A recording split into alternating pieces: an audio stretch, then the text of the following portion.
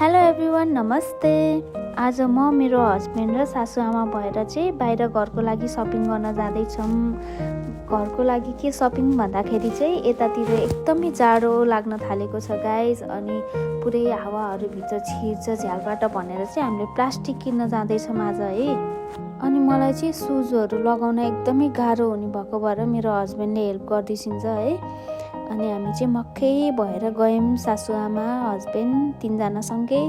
अनि चाइनातिर चाहिँ यस्तो खालको सप हुन्छ, यो हार्डवेयर सप भन्छ कि के भन्छ मलाई पनि थाहा भएन गाइज है, अब मिलाएर बुझिसक्यो है। अनि यहाँ गएर चाहिँ झ्यालको साइजहरू सबै दिन थाल्यौँ। सासूआमा चाहिँ अलिकति कन्फ्युज भएर बसिसकेको छ कति साइज के भनेर।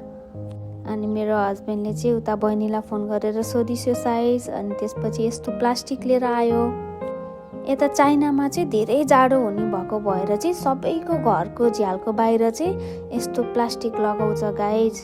यो प्लास्टिक लगाएपछि चाहिँ यति पनि हावाभित्र नजाओस् भनेर अरे के। यता सबै सामानहरू किनिसकेपछि चाहिँ हामी घर जानु लागेको थियौँ। अनि सासूआमाले चाहिँ भनेको घरमा भेजिटेबल सकिएको छ, लिनुपर्छ भनेर। अनि हामी चाहिँ यता भेजिटेबल्सहरू किन्न थाल्यौँ।